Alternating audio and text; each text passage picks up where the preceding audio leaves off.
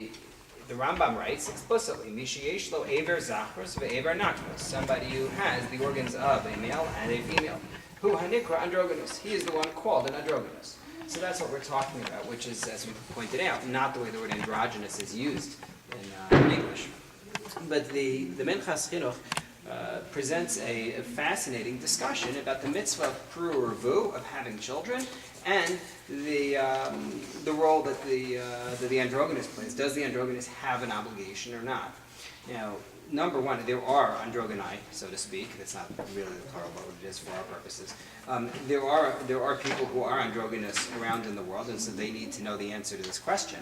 But also, it matters. Well, leave that aside, whether they actually need to know the answer to this question or not. We'll come back to that. But it matters because the ruling that we'll have regarding androgynous is going to affect our understanding of the mitzvah of procreation altogether, in terms of who is obligated in this mitzvah of having kids. We've said already previous weeks that men specifically are obligated. Is the androgynous, in fact, obligated in pruruvu? So the discussion begins with the Gemara in Yevamos. And you have it there on the sheets. Here we go. Here's one for you. You have the Gemara there on the sheets. It's all very small print, but it is there. It begins with a Mishnah in Yevamos. We started on this last time, but let's go through it again. The Mishnah says at the top of the page, Sris Chama Kohen Shenasa Bas Yisrael Machila Betruma. A Sris Chama is somebody who naturally became unable to, he became impotent. If you have a Kohen who becomes impotent and he marries somebody, machila betruma, she is able to eat truma. She is considered, in other words, his wife for all intents and purposes. We don't say that because he's unable to have kids with her, therefore somehow there's some defect in the marriage, and therefore she's not really considered married to a Kohen. It's not true. She can eat truma. That's no problem. Rabbi Yossi, Rabbi Shimon, Omrim, androgynous Kohen, Shanasa Bas Yisrael, Machila Betruma. Rabbi Yossi and Rabbi Shimon say that if an androgynous marries a Yisraelis, he himself is a Kohen, his wife, is able to eat truma. She is able to eat truma. Now, actually, I see that on the sheet that I have here, it didn't work out right. Yours also, yeah. I needed to change the direction of the text on the Mishnah, and I did not do so. That's what happens when you do that Sunday too late at night. So I'm going to read it out of the direct Mishnah. Rabbi Yossi and Rabbi Shimon say that the Kohen androgynous who gets married is able to give his wife truma to eat. She is a full-blown Eshes Kohen. Then we have an interlude with Rabbi Yehuda. And then we have a comment, androgynous nosei abalalo nisa. An androgynous man, which it sounds like, may marry a woman. He may not be married by a man. In other words, the androgynous, we've said, has both male characteristics and female characteristics. So if a man proposes to this androgynous, is he in fact married? So the Mishnah says, no, he can only play the male role in the marriage. And then along comes Rabbi Eliezer or Rabbi Elazar, and Rabbi Elazar Omer, androgynous chayav and olav skila kizachar. He says the androgynous is treated like a male as far as arayos are concerned. There would be skila as a punishment. And we asked the question last week about how you actually would come to a skila case. The case would be if he was already engaged to a woman, right? They had kiddushin, and then she lived with somebody else. That's how you would end up with a skila case. So last week we started trying to puzzle out what exactly Rabbi Eliezer was adding. Again, the view of the Tanna Kama is the androgynous is able to marry as a man, and Rabbi Eliezer comes along and says, yeah, he is treated as a male as far as skila is concerned. So where's the debate? What exactly is Rabbi Eliezer adding to our Mishnah? That was the question that we started with last week. So we had three views in the Mishnah. Rabbi Yossi and Rabbi Shimon, who said the androgynous is treated as a male as far as truma is concerned. Then you have the Tanna Kama, who says the androgynous can get married as a male. And then Rabbi Eliezer, who says that there's skila, there's stoning involved, as a male.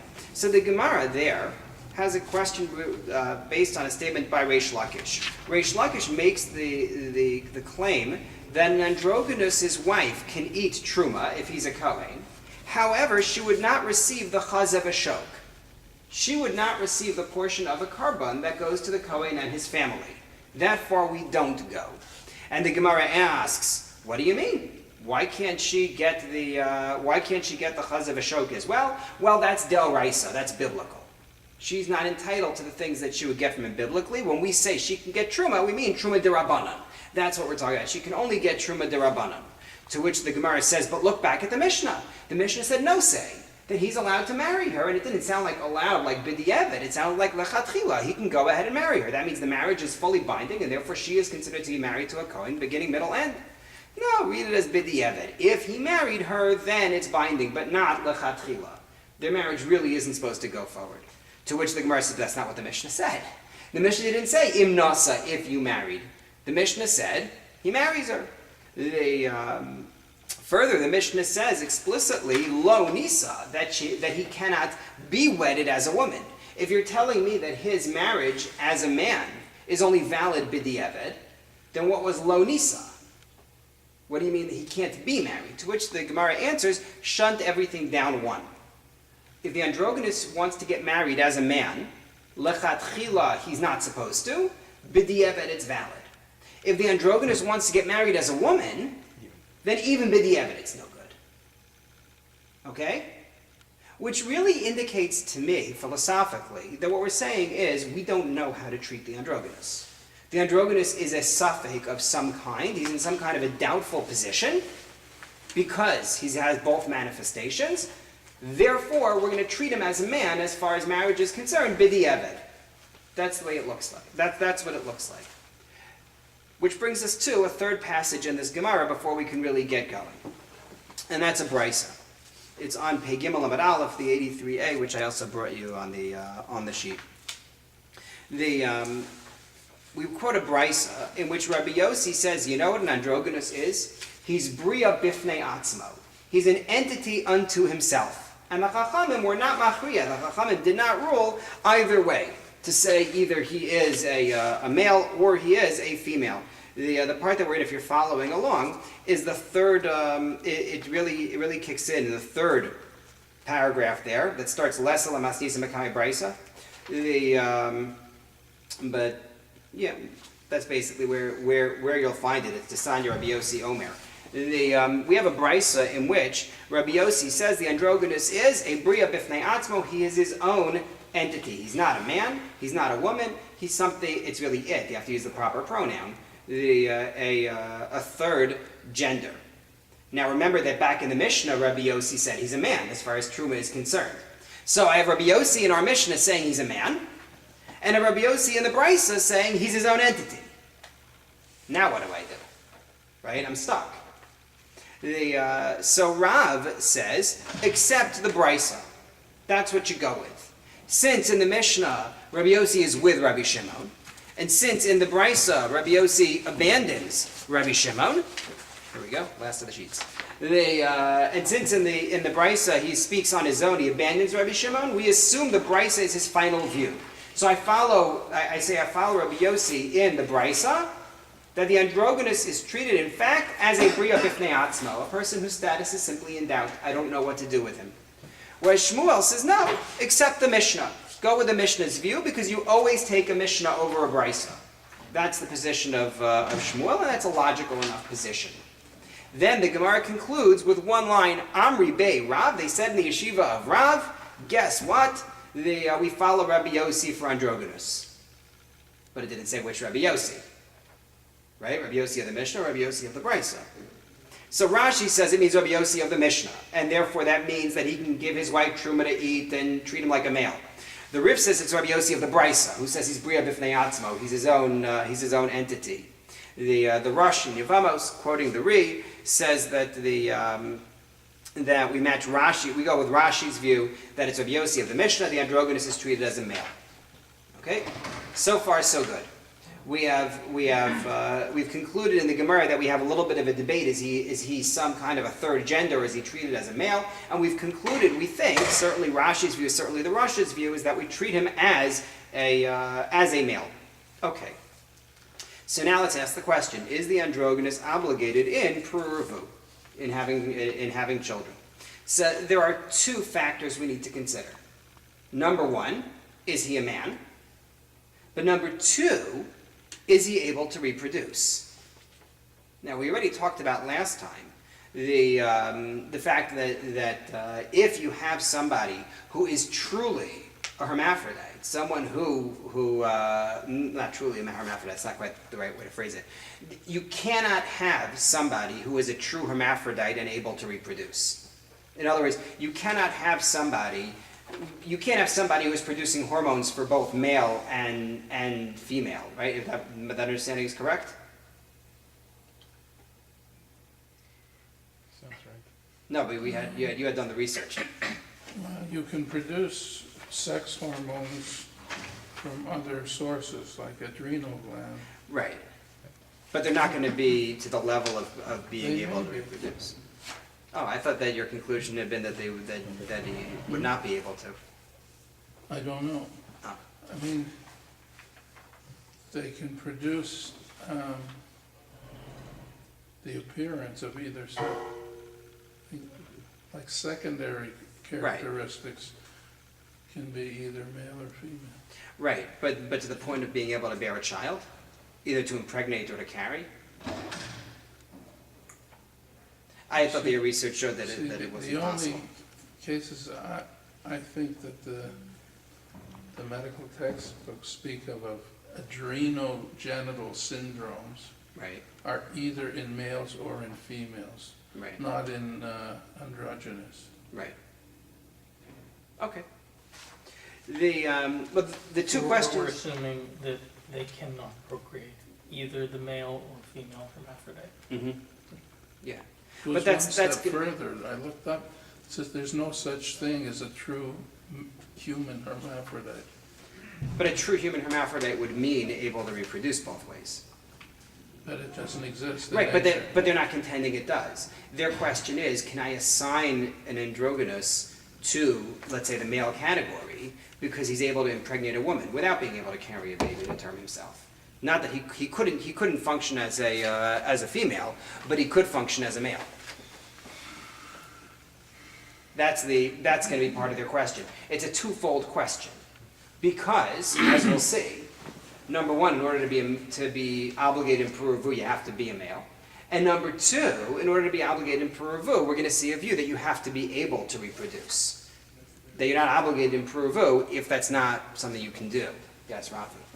Very simple question. Why are we even discussing this if we know that both the Torczyner and androgynous, neither of them are allowed to be counted as Adam and based in the same way as a woman is or a child is? We don't know anything of the sort yet.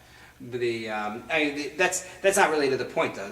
The point would be that in fact we might hold that way regarding Eidos, but that doesn't necessarily extrapolate to our position here. Why are we holding it one way but not the other?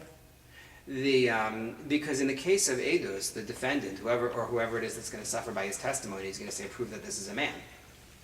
Plus, the Torah uses the specific word shnei ha'anashim in that case to the potential exclusion. And a tumtum is completely not in this discussion, because a tumtum is a male or a female, we just can't determine which. So when you try to bring the tumtum to testify, my answer is tell me that that's a man, and then we can have a conversation.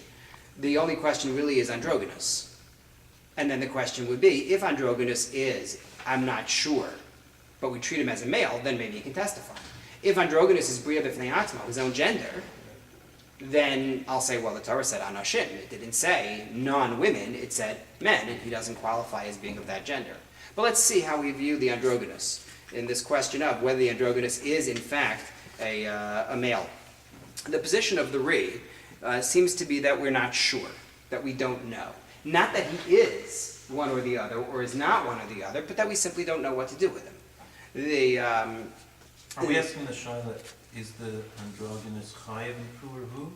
Or if a person, a male, had a child with his wife, and the child was an androgynous, can we assign that as a male to be counted as the father's, part of the father's chiyuv for Pru'ervu? Kiyum. No, it's right. And no, but it's a question of whether he's chayiv in the first place. I just want to be clear what you're discussing. Right. But if he is chayiv in Pru'ervu, then a child that he would have would indeed count towards his kiyum.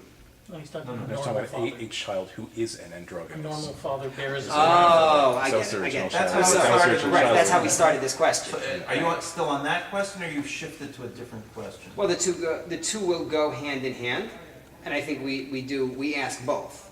But you're right, the question began with, can the androgynous have a child, and therefore count towards his father's quota of children? Well, That's because how Purah isn't he, just having a child, it's having a child child who who can can then reproduce and make other children. right, and that's what leads them in Chaskinuch into his 4 different possibilities that we had read last week for how to read androgynous.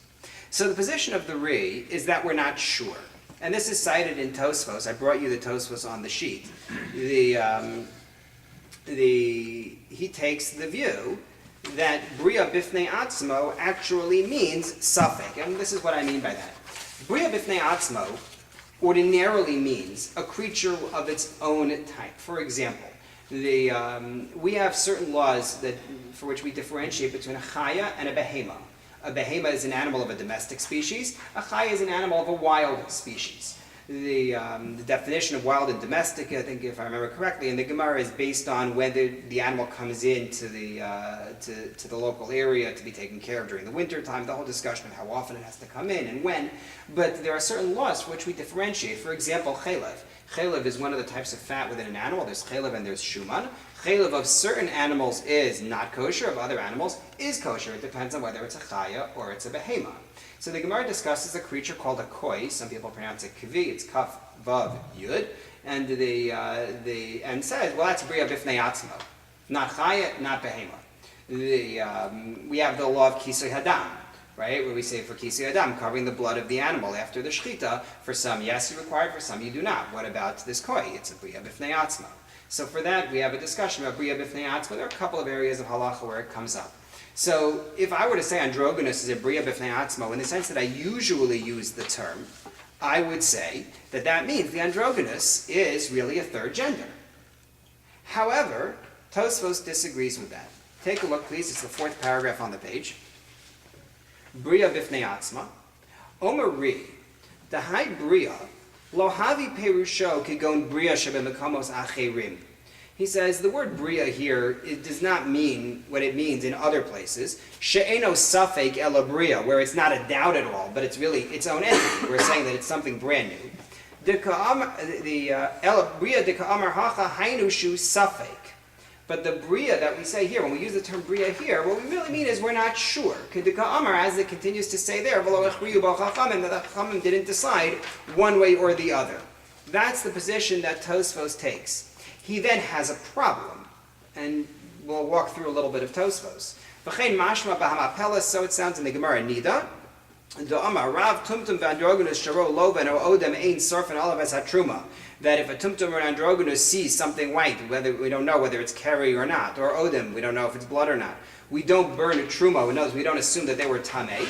Ro, because maybe they're really a male, or maybe they're really a female. Ro, loven, va'odim ka'achas, but if they see both fluids, both the fluid that will make a man tamei and the fluid that will make a woman tamei, then sarf and olav es truma. We burn a truma for that. In other words, we assume the truma became tamei. You follow? If a man has certain discharges, that makes the truma tamei. If a woman has certain discharges, that makes the truma tamei. So if the androgynous has only one of these discharges, we say, well, maybe the truma isn't tamei. But if the androgynous has both, then we say the truma is tamei. Which then... Why if it only has one discharge? Let's say it has a white discharge. Right. So if the androgynous is really a male, then the androgynous is tamei, Right. and the truma will be tamei. Correct. But if the androgynous But is a we don't female- know what Tosfos is saying. The androgynous is a suffix, Yeah. and the idea of truma and the tuma of truma is a dindoraisa. Wait, So we're why not are right. we being machmir on We're that? not allowing you to go eat the truma. We're just saying don't destroy it. The problem is there's an isser against destroying truma. So you're stuck. You can't destroy it because maybe you're not supposed to. But on the other hand, you can't eat it because maybe it's tamei. So therefore you're tola. And then eventually it goes bad and then you'll destroy it. So that's what he says, as long as it's only one of the fluids. If it's both, then I'll say, okay, now I know for sure it's tamei. But that's only true if the androgynous is a suffix, man or Why woman. would you know if it's both, that Because it's both? A man can have a bloody discharge too. Right, but you also have the white discharge, which we're Okay, assuming you is can have carry. both. A man can have both. No, No. if it's carry from the man, then it's tamei. If it's blood from a woman, then it's tamei. So if the discharge is white, if all you have is white discharge, maybe it's a woman, in which case there was no tuma. Okay. If all you have is a red discharge, so I'm assuming it's blood, that's where we're treating it, but maybe it's a man, and if the man bleeds, it's not going to cause tuma. So, but if I have white and red, then either it's a man, in which case the white communicated tuma, or it's a woman, in which case the red communicated tuma. Do you see what we're saying? But Is this how Tosfos is proving that That it's a it's a- suffix that man, it's a suffix. suffix woman? Yes. As opposed to its own bria, in which Yes. case Nothing. maybe red and white has no application to it. Exactly. Tosfos says if this was bria b'fnei atzmo, if he's really his own creature, then white and red have no relevance. That's exactly Tosfos' point. Alma, we see, behedya mashvile Rav sveika. You see that Rav, who's speaking there in the Gemara Nida, explicitly says that it's a suffix case. V'hainu al-karchak Rabbi Yossi de Brisa, and that's like Rabbi Yossi in the Brisa, who said that he's a suffix, that the Chacham couldn't figure it out. Dil Rabbi Yossi de Masnisin Zachar, because Rabbi Yossi in the Mishnah said, hey, we treat him as a male. In which case, as soon as there's a white discharge, he's Tamei, the Truma is Tamei. Now Tosfos asks his question, though. He says, V'kasha, this is difficult. De betosefta de bikurim misayim b'hach brisa dishmaisim, because the tosefta in bikurim ends with the brisa that we have here, that we quoted with Rabbi Yossi, but it ends aval tumtum eno kain. It brings the line about androgynous and says androgynous is a suffix. It's a brief. Is a brief of ne'atzma, thank you. And then says aval tumtum eno kain, but a tumtum is not. Ella o suffix ish o suffix isha. It's either doubtful male or doubtful female, but it's for sure not a bria. Well, if you're telling me androgynous is a bria, but tumtum is a suffix, that means androgynous is not a suffix. Right? Michlal da androgynous lavi suffix. Well, that means that androgynous is not a suffix. Ella enu lo isha below isha, but rather he's something brand new. V'od, and further he says, midila tanakama de Rabbi Yossi, de tosefta de bikurim, havi androgynous suffix, umitami ba'odem kanashim, ubaloven ka'anashim, from the fact that the Tanakama, with whom Rabbi Yossi disagreed in bikurim, believe that the androgynous is a suffix and communicates tuma either way, like a man and like a woman. Michlal de Rabbi Yossi lavi suffix. That means Rabbi Yossi, who's disagreeing with the Tanakama, must say he's not a suffix. So that bikurim case would seem to show that the view of Rabbi Yossi is in fact that he's not a suffix at all. Va'omer ri. So the ri says, you know what? The hasam hachi perusha. This is the way to explain it over there.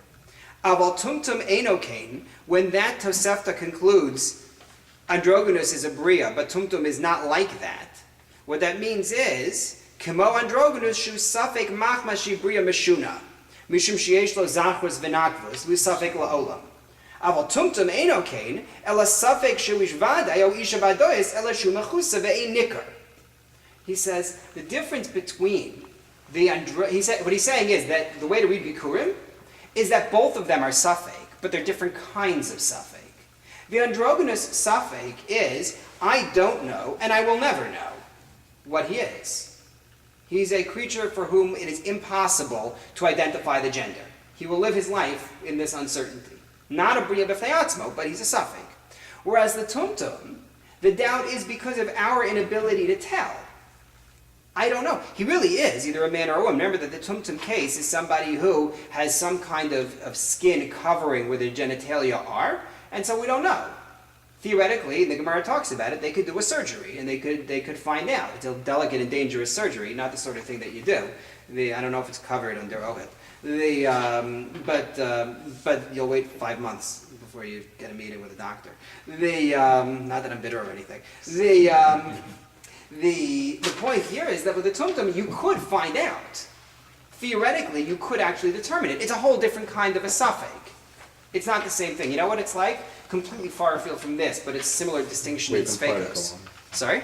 Well, the wave and Physics particle also, thing yeah, also. yeah. Right, you could do the quantum thing and say it's the wave and particle that get resolved in the end, I suppose. But I was going to go much more mundane with Hilchos Brachos. The old line, if you don't know what bracha to make, you make a shahakol. So it depends on why you don't know. If the reason you don't know is because you don't know what the bracha is on this food, I have a blueberry in front of me, I don't know what the bracha is on blueberries, then I can't make a shahakol. I have to go look it up. have to go call the rabbi, whatever, but I have to go find out. Whereas if I have a doubt, because I'm served a food and I don't know what this food is, right? Like Rabbi Weber likes to say about the wedding food. They bring something out and I have no idea what it is on my plate. Someone introduces me to a brand new berry and I don't know if it grows on a bush or a tree or what. That is the case for the shahako. Because you actually don't have any awareness whatsoever of what this item is. We have distinguished between different kinds of suffix. Yes? That should be a case of Adama, not shackle. I'm right, that's true. The specific case I gave of a berry, you would do the adama because either it's an adama or it's a haitz, and adama covers both. You're correct. But that second example, you can determine correctly what it actually is. Well, only if you're at the wedding and then you can ask the waiter. But No, there are also let's sfekas neglect the inherent to details the of my food. case. 'Cause But there are sfekas that are inherent to the food itself, where you'll have, whatever, one mandamer tells you it's one thing, one who knows. right, where there's just a machlokas and there's no way to resolve one way or the other.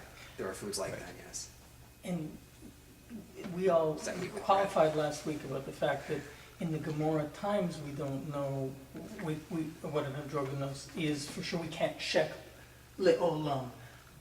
In this discussion, maybe it's still enigmatic in this generation. I'm not sure. Like maybe you can actually look and find out if it can procreate or if it has an XY or an XX. I don't know enough about that. Right, so in terms of the ability to procreate, we're going to come back to that. But in terms of the issue of, is it XXXY or whatever, that actually won't matter. Because as far as the Gemara is concerned, it's all based on the visual.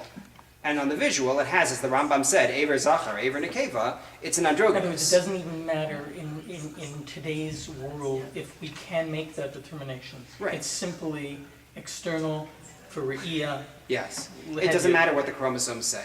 If the chromosomes would say XY, I still wouldn't necessarily call him a man. Even XY and have the ability to procreate, we still won't because we're going on the basis of. Ability to procreate, I want to hold off on. Okay, I'll just wait on that one. okay. Yeah. Just in terms of the categorization, Yeah. there was two possibilities. It's either a bria b'fnei atzmo Yeah. or suffix. A suffix for which we'll Suffix, treat, right. right, and we'll treat him as a male if we have to. Right.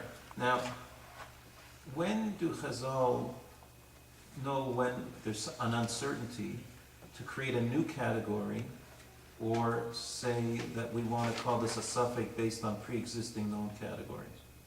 For example, Bein Hashmashos. They say it's suffix Yom, suffix Laila. We know there's such a thing as Yom and Laila. Now there's an unknown zone. So should we call this a new time period? Or because we're not sure what it is, it's something new? Or it could be one of these two pre-existing things that we are sure exist? Right. That's How do they know when to do that or not and make a new category? Right, that's a great example because it's a machlokes achronim as to how I treat that doubtful zone. Do I treat ben hashmashos as, so to speak, a bria b'fnei atzmo with its own rules, or do I treat it in fact as suffix with all sorts of ramifications? So that question is something that's not really a resolved question. Correct. Correct. It's not a. So it's It's sort not of a open similar issue. concept here, right? Yes. Yes. It's not as though there's an easy resolution for any of the cases. Even the koi is not so easy to resolve. So Tosfos' conclusion is that Rabbi Yossi believes he's a suffix. That there's no debate, there's no machlokes between Rabbi Yossi and the Tanakama. They're both explaining the same fundamental point. That's all the part one. However, the Tur quotes the Ri, as well as the Rush, as believing that he's a male for all practical purposes. We're always going to treat him as a male. To which the Beis Yosef, in his comments on the Tur, says, I don't know what you're talking about. I don't think I put it on the sheet. No, I did not. The Beis Yosef says, I don't know what you're talking about. The Rush, in a Gemara, actually quotes a brisa which says that the wife of an androgynous does not engage in yibum or chalitza. The androgynous dies without leaving behind a child. She doesn't do yibum and she doesn't do chalitza, nothing. So I don't understand. If you're telling me we treat her as a male for all practical purposes, then there should be yibum, there should be chalitza. Even if you don't want to go as far as to say let's do yibum, there should still be chalitza. Why are we not saying to do chalitza? So the Beis Yosef suggests that we may distinguish between status as a male and ability to have kids. It could be that he is a male for all halachic purposes, but his wife won't have to do chalitza or yibum because he's unable to reproduce. That's the determining factor as far as chalitza and yibum. It doesn't matter that your husband's a male. If your husband is an androgynous, then you're not chayiv because your husband is unable to be moled. That's an idea to hold on to. We're going to come back to that, I hope. The Rambam's position seems to be that he is safek. That means if a woman is married, let's say, to a man who has no testicles for some reason. Correct. No And then chalitza. he dies, of course they're not gonna have children. She doesn't need Yibum or chalitza? That's what it sounds like, doesn't it? Yeah, I mean, I don't know if that's, you're gonna say that in all cases or just this very strange androgynous case. It sounds like a principle to say in all cases, Yeah. and that's the Beis Yosef's suggestion, not mine. So I feel confident. But let's come back to it because there are a few things we need to see first. The Rambam's position seems to be that the androgynous is considered safek. Take a look at the sheet, please. The first source I brought you, we already read. That's Hilchos Ishus, where he says, "Mishi yesh lo ever zachros ve'ever nakvos hu anikra androgynous, v'hu safek im zachar safek im nekeva." Right? And he says, "Ve'en lo siman she'yivada bo." There is nothing that we can use to identify im zachar vada im hi nekeva vadois la'olam. There's no way. We're just not going to know. It's simply safek. The Rambam writes in Hilchos Avodah Zarah regarding issues of shaving. The issue that for a man you're not allowed to cut the corners of the face in a certain way. And all. So the Rambam writes, "Tumtum v'androgynous harei hein safek." They're also treated as safek. Nosnin alein chumrei ha'ish v'chumrei ha'isha b'chol makom. We will treat them as male or as female, whichever way is more strict. Everywhere that the case comes up, the chayavim b'kol, and therefore they are liable and obligated for everything, so that you can't cut the payas, for example, for an androgynous. But if they did it, we're not going to give them lashes because it's a safek. I don't know what to do with them. We treat them as safek. The Rambam writes in Hilchos Trumos, Tumtum v'androgynous, avdei and ochlan avalona shosayan. Their wives do not eat truma. Why the Eved does is its own discussion. But their wives do not eat truma, he says. Following that view that when we said his wife can eat truma, that was only truma derabanan. In the Hilchos Isurei Bia, take a look. It's the fourth Rambam that I brought, third paragraph up from the bottom. Habal androgynous derech zachuso chaya v'imbal derech nakvuso pater. I'm sorry, that's not the line that I wanted from there. For some reason I didn't bring that piece is also going to be important. But the other piece in that same halacha is that an androgynous is allowed to marry a woman. So far, what we're saying is that he's a safek, but we're going to give him male and female status for various laws. However, take a look at Hilchos Shofar. Hilchos Shofar, the Rambam writes, "Androgynous motzi es mino, ve'eno motzi es she'eno mino." Excuse me. Yes. If, just within the Rambam, if he said earlier that it's a suffix zachar, suffix nekeva, then how could you allow the androgynous to marry a female? Good. Hang in there. That doesn't. Hold on to it for one. So what is it? Yes. Hold on to it for 1 minute.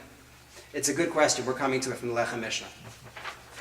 The Rambam here says the androgynous can fulfill shofar for other androgynuses. When he goes to the shul, the androgynous shul, he is able to blow shofar for other people who are androgynous. So, how do I take that? Is he a safek? If he's a safek, he shouldn't be able to blow for another androgynous because the other androgynous is also a safek, maybe a different gender than he is. He may be a male androgynous, and the other one may be a female androgynous. Yes, Doesn't the Shekhinah only rest on 10 men and no suffix? and therefore? Therefore, how can we have an androgynous minion? I was joking when I said the androgynous shul. I didn't mean it literally. Sorry. Motzi.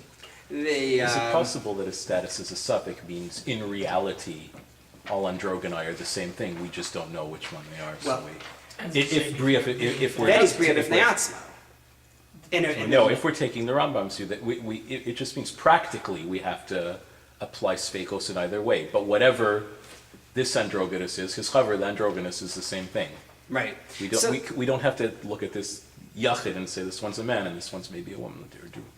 Right. So the Maybe you Ravid, could say it's fake. takes that view.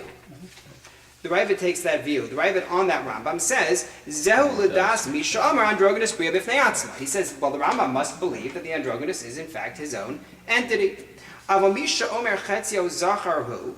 But according to the view that he's actually half male, Eino motzi lo es mino v'lo she'eino mino. Then he couldn't do it for another androgynous. He couldn't do it for anybody. Right? Like the person who becomes an Eved and he's owned by two people and then one master frees him. So he's now half Eved and half free and he can't get married because the half of him that's an Eved can't marry a free woman, the half of him that's free can't marry a Shifcha. So he's stuck, so he forced the master to free him, the Gemara in Gittin. Where does the Rabbi get this new way of definition, half male, half female? We haven't heard that before, have we? He said suffix man, suffix woman, or its own thing. Right, so that's now, the question. Half and half, that's a new idea. Right, so that's the question. Where did he get this idea of half and half? And indeed, it's a big, big problem because the Ravid elsewhere actually agrees with the Rambam. I didn't bring it, but the Ravid elsewhere actually agrees with the Rambam that he's a suffix. So no one knows why and where he got this idea about the half-half. But the Lechem Mishnah asks the question about the Rambam's own position. He says if the Rambam believes that he's a bria b'fnei atzmo, such that he can fulfill shofar for another androgynous, then why does he say that the Rambam, why say in Isurei Bia that he can marry a woman? Right? The whole idea that he can marry goes against this idea that it doesn't seem to fit. And so he comes up with an interesting reading of the Rambam's line that the androgynous can marry a woman. He says no say doesn't mean that lechatchila he can get married. No say means, ready for this, chayav and pru'urvu. That's what the Lechem Mishnah says. That the Rambam says that the androgynous can marry, not lechatchila you can go get married, which is sure what it sounds like, but rather what it means is that he's chayav in pru'urvu. Well, didn't we say a man is the one who's chayav in pru'urvu? So Yeah. that's just saying, that's another way of saying he's a man. Yeah. So I don't know. I don't know what to do with the Lechem Mishnah. I don't know what to do with the Lechem Mishnah. I'm bringing it because he says it, but I don't know what to do with it. Not only that, go back to that line in Hilchos Isurei Bia. The Rambam writes there, Haba'al ha'androgynous derech zachruso chayav, v'im ba'al of derech nakvuso pater. The Rambam seems to call him a male, right? He says that if a male lives with him, then he's going to be liable. Indeed, the Rashba looks at this and throws up his hands and says, I don't know, sorry, next topic. We can talk about the topic of whether you can force a man to wed, because you're done here. The Maggid Mishnah, though, has a very interesting suggestion.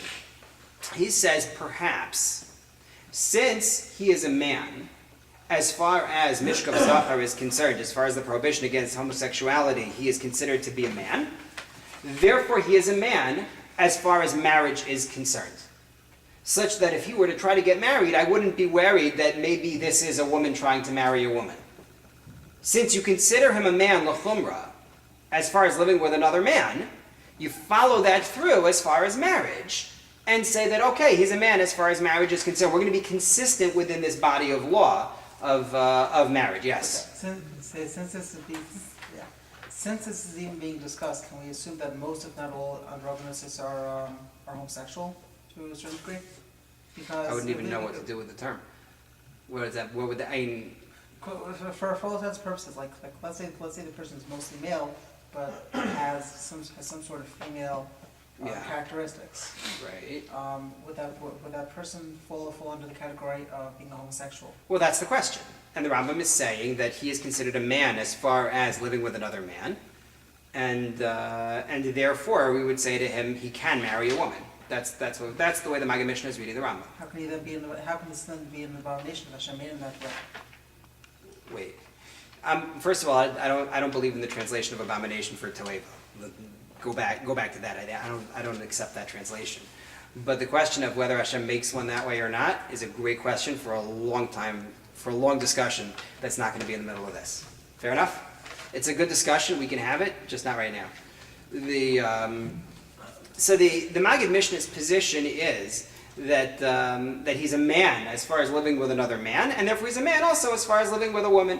Indeed, the Noda Yehuda points out that Tosfos actually believes the same thing, not a Tosfos that I brought on the sheet.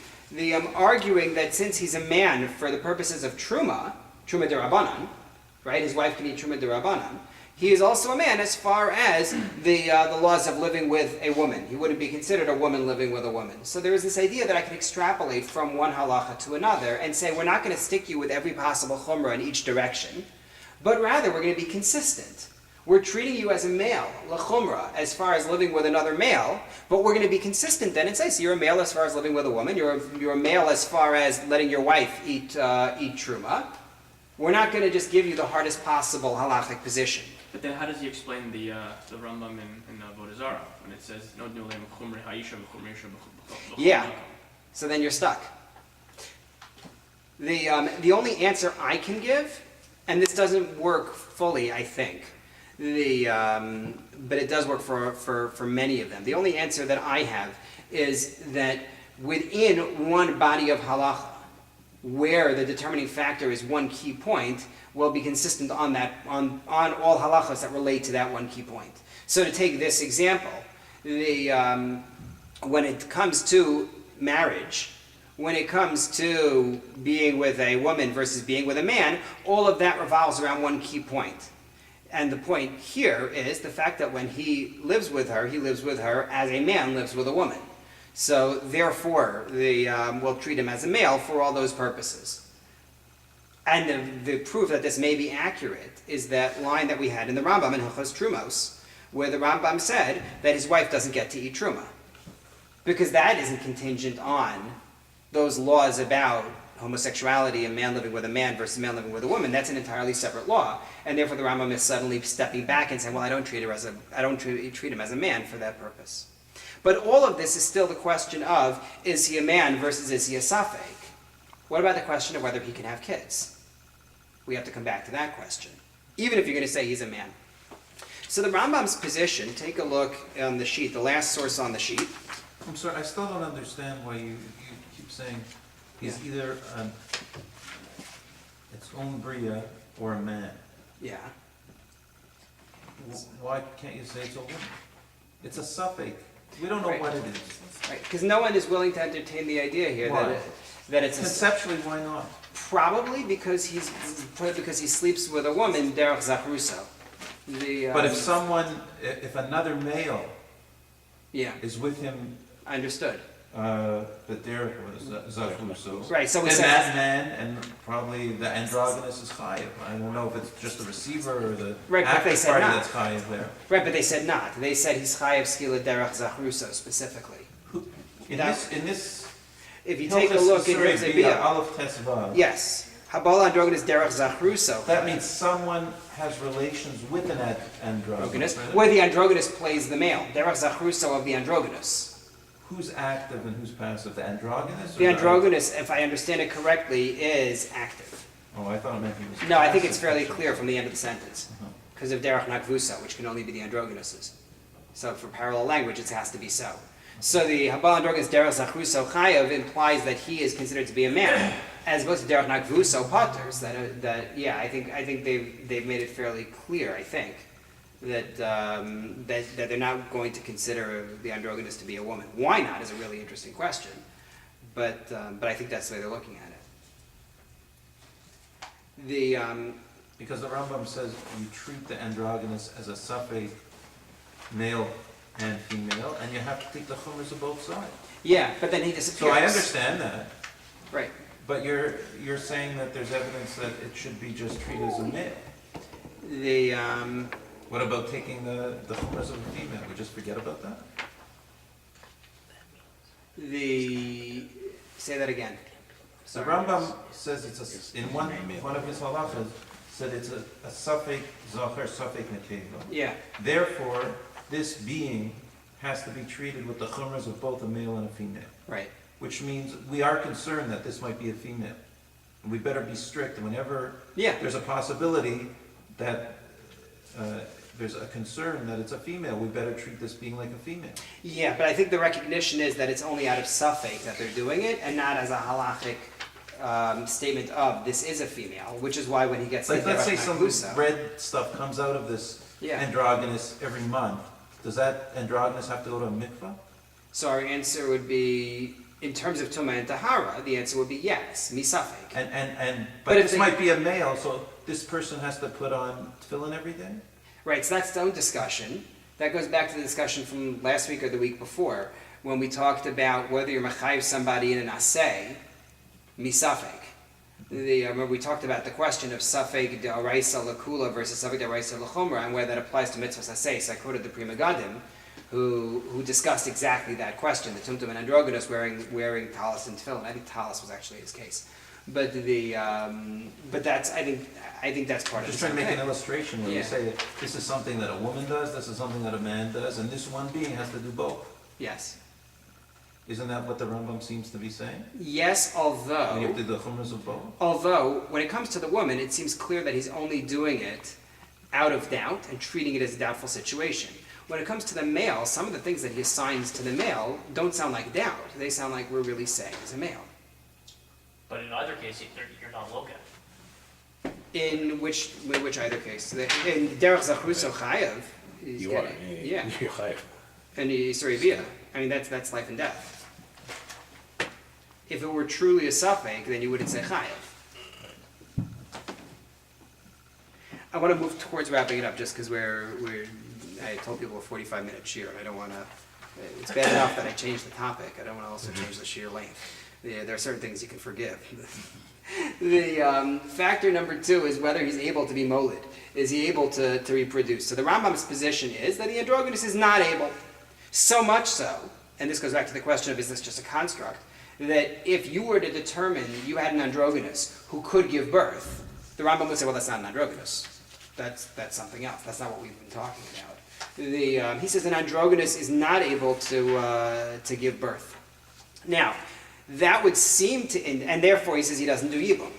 That would seem to mean that he's now no longer subject to Pur Revu, but not necessarily.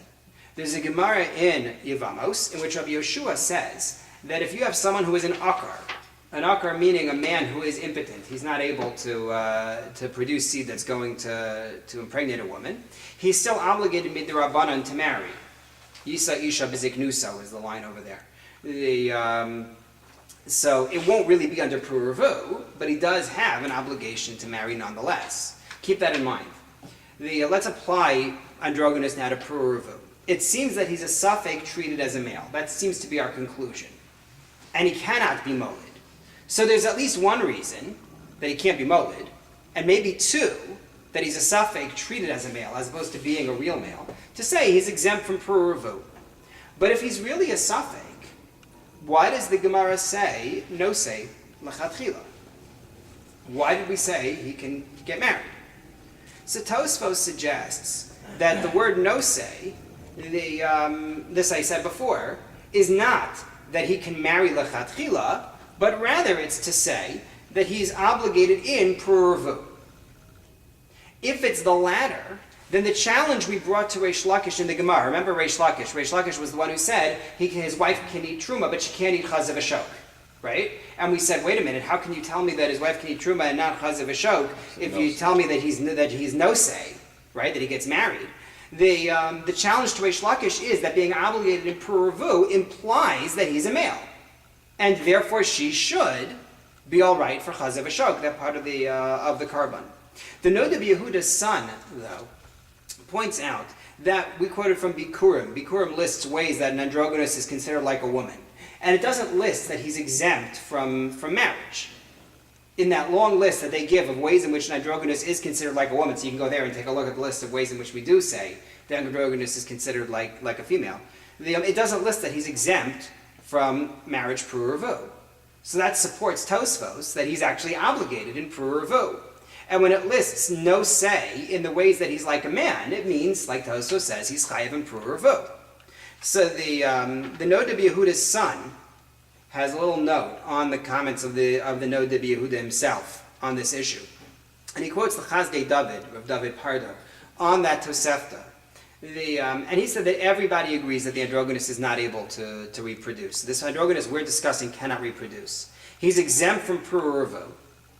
And what Tosfos meant was that the Gemara was asking Reish Lakish, hey, how can you say that he's not a male as far as chaz v'shok is concerned? He should have to get married not under Pur Revu, but under that position I quoted from Rabbi Yeshua. It's not about Pur Revu. It's about this other issue of, you know what? You're a man, you're supposed to get married even if you can't have kids. And when Tosfos used the words pruravu, it was lav davka. He wasn't being serious and meaning pruravu. So the idea would be, the androgynous is unable to have children. The androgynous might be a man. Our Gemara is alleging that he is enough of a man to be obligated in pruravu, even though, not a pruravu, excuse me, to be obligated to get married, even though he's incapable of fulfilling pruravu. And therefore his wife can eat chazav v'shok, but she can't eat the truma, misafik the truma derabanan, within the view of Reish Lakish. That's the way that the son of the Noda Yehuda leaves it, quoting that Chazei David. I think it's a very interesting read of Tosfos, but Tosfos deserves it because he did a very interesting read of the Gemara, saying that no say means obligated in pruravu. So now we're just taking him one further step and saying, well, it doesn't mean obligated in pruravu, it means obligated in getting married, even though you can't fulfill pruravu. The three last points actually. First, my expectation is that the shir in general won't be this confusing. We got ourselves into the middle of one on this one. Usually I do translate the source sheet, so I hope that I'll go back to doing that with next week's writing, both the Hebrew and the English. And third, I apologize for anyone who expected to hear the shir on whether you can obligate a man to get married. This was all a holdover from last week. So, God willing, next Tuesday night, it's next Tuesday night. No, next Tuesday night I'm speaking at Shar Shamayim. So, not next Tuesday night, and then the following one is between Yom Kippur and Sukkot. There will be no shir at that point. So, after Sukkot, God willing, we will resume on some night of the week. Watch your email. If you want to make sure you get the email, please give me your email address, and I'll let you know when the next year is. Thank you. Is there an obligation of bris milah on androgynous? Misafik, I would think so. How would you do it? A toughest dumb bris? Why couldn't there be a full bris milah? Yeah. He has an Eber Zachar, he said.